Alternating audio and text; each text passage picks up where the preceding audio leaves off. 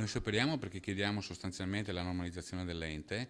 perché visto la situazione attuale che c'è in questo momento con circa 1300 alloggi sfitti, degli investimenti di manutenzione che sono sempre più in discesa e una situazione esplosiva che c'è sociale, soprattutto per quanto riguarda l'ERP,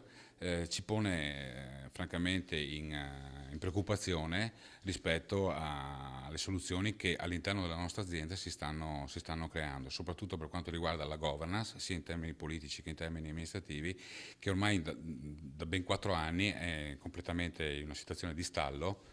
e non trova soluzioni che possano permettere all'azienda di andare a soddisfare quelle che sono le esigenze sempre più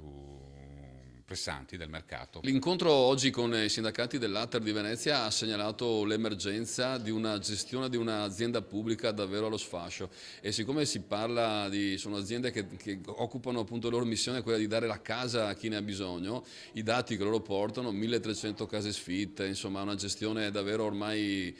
che non si può più giudicare sufficientemente, il calo dei soldi per la manutenzione, eccetera, eccetera. Oggi è necessario fare il punto della situazione, non solo sull'Ater di Venezia, ma in tutto il Veneto, una situazione che ormai è generalizzata. Ed è per questo che abbiamo, diciamo così, raccolto l'istanza che hanno portato i sindacati e proporremo a tutti i gruppi del Consiglio regionale di fare un consiglio straordinario. Un consiglio regionale dove si faccia il bilancio delle politiche di questi anni e anche si facciano intravedere delle linee di uscita, insomma delle proposte operative per dare casa ai veneti che davvero ne hanno bisogno.